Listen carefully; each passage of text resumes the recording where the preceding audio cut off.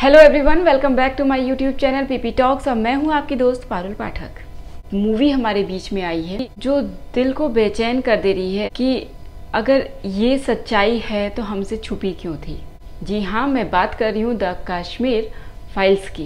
पहले तो मैं पूरी की पूरी फिल्म के इस टीम को धन्यवाद देना चाहूँगी कि उन्होंने इतनी खूबसूरती से हर एक एक बिंदुओं को हमारे सामने ला करके रख दिया।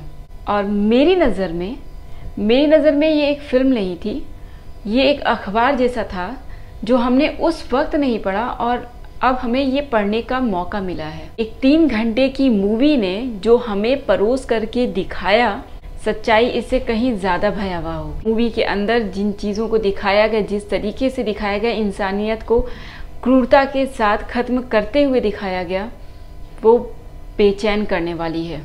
जिस तरीके से कश्मीरी पंडितों को वहाँ से निकाला गया है वो गलत था, वो तरीका गलत था। जल्दी हो सके कश्मीरी पंडितों को उनका घर मिले, वो वापस अपनी घाटी में जा सके और सुकून से, उसी प्यार से, उसी अपनेपन से अपने घर को संजो सके, संवार सके। ऐसे बहुत सारे लोगों के पास छोटी छोटी कुछ ऐसी यादें होंगी जो कश्मीर में हुए उस समय के जो दंगे थे, जो क्रूरता थी, उससे वो अपने आप को रिलेट कर सके।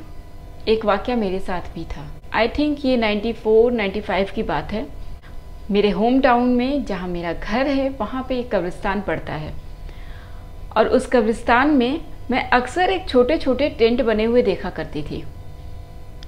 इत्तेफाक का एक दिन था जिस दिन हमें स्कूल से घर ले जाने के लिए जो भैया आया करते थे वो आए नहीं, तो हमने अपना बैग उठाया और अपनी फ्रेंड्स के साथ चल दिए घर की तरफ। मुझे रास्ते में एक ब्राउन हेयर के साथ बेबी पिंक कलर का एक ड्रेस पहनी हुई एक लड़की को देखा। क्योंकि वो भी हम लोग के उम्र की ही थी, तो एक होता है ना कि एक छोटा बच्चा दूसरे छोटे बच्चे को देखता है तो वो बात कर लेता है।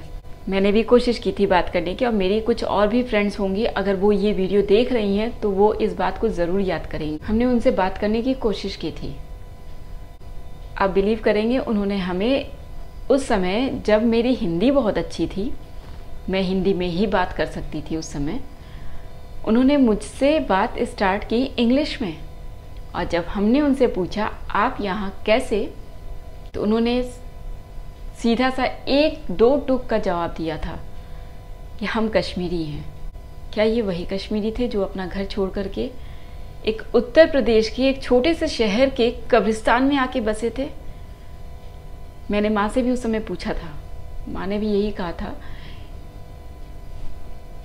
कि उनका घर नहीं है, वो इसी तरीके से रह रहे हैं। मैंने कल ही ये मूवी देखी है और उस बात को मैं पूरी रात रिलेट करती रह गई और मुझे बहुत दुख हुआ ये सोच करके कि क्यों नहीं मैं उस समय बड़ी थी, क्यों नहीं मैं उन्हें कोई जगह दे पाई, अपने घर का ही एक हिस्सा दे पाई कि आइए आप रह लीजिए।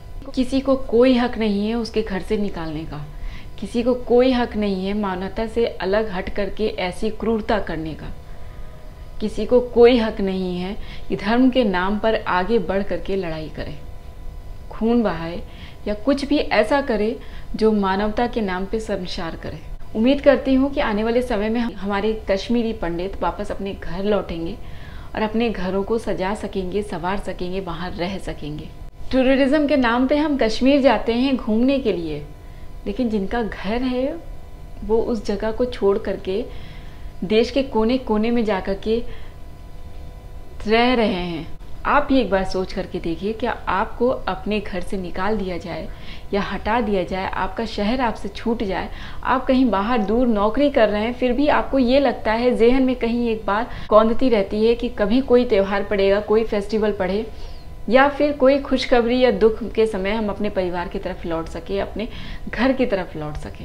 माँ बाप को भी उम्मीद होती है उस जगह, उस घर को भी उम्मीद होती है कि मेरे बाशिंदे जो हैं वो वापस मुझ तक आएंगे। कश्मीरी पंडितों के लिए भी यही है, उनको उनका घर मिलना चाहिए, वो अपने घर वापस लौटें और वहाँ फिर से खुशहाली आ सके।